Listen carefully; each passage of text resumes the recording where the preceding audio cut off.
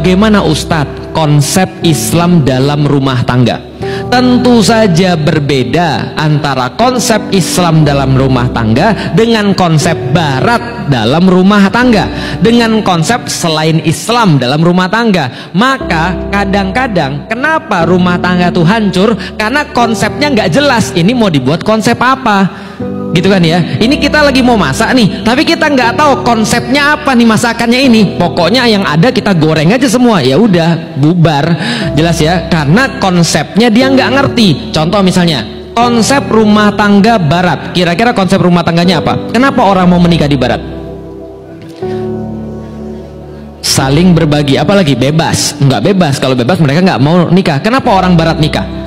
Ya karena saya mau punya anak, karena saya mau untuk melanjutkan hubungan yang lebih dalam, hubungan intim dan seterusnya, untuk membentuk sebuah keluarga dan segala macam.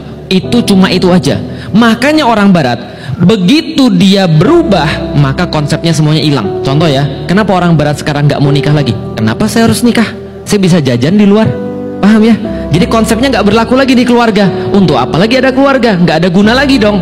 Kalau misalnya berkeluarga cuma untuk mohon maaf berhubungan fisik, aku bisa berhubungan fisik di luar. Bahkan sekarang, kemarin tuh orang-orang ya Allah, saya ngeri tuh. Bukan hanya orang Amerika ditanya, orang Jepang ditanya, apakah menurut kamu berzina itu termasuk selingkuh? Jadi menurut kamu, ini orang Jepang yang ditanyain jomblo-jomblo yang mau nikah, dia ditanya, menurut kamu zina itu termasuk selingkuh atau tidak? Tahu nggak jawabannya apa? Dia ditanya 5 orang, cuma 1 orang bilang itu selingkuh, 4 orang bilang enggak. Kenapa? Itu profesional. Ada dalilnya. Apa dalilnya? Ya itu orang yang berjualan itu kan profesional, dia dibayar.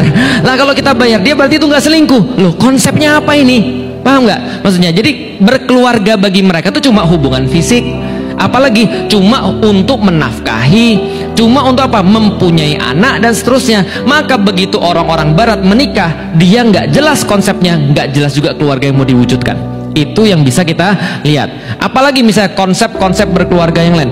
Konsep berkeluarga yang lain, berkeluarga supaya kita bisa survive. Karena kalau saya cari duit sendiri, ini nggak mungkin. Maka harus dua-duanya cari duit. Konsepnya begitu kan ya.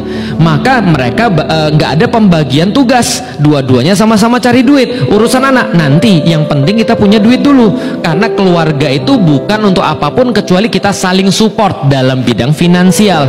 Begitu dia lihat ternyata setelah menikah istrinya nggak bisa nyari duit, cerai. Kenapa? Karena tidak sesuai dengan konsep. Bisa difahami sampai di sini. Ini pentingnya konsep di dalam kepala kita. Makanya setiap kali ada orang-orang mau nikah, saya bilang, kamu coba pikir ulang lagi.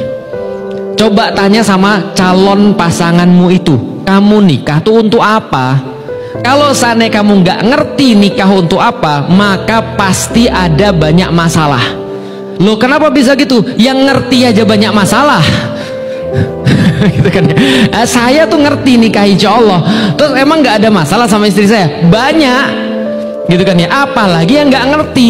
Bedanya apa? Kalau orang ngerti dia mau kemana, ada masalah itu bisa diselesaikan. Tapi kalau orang nggak ngerti dia mau kemana, itu masalahnya mendadak tidak bisa diselesaikan.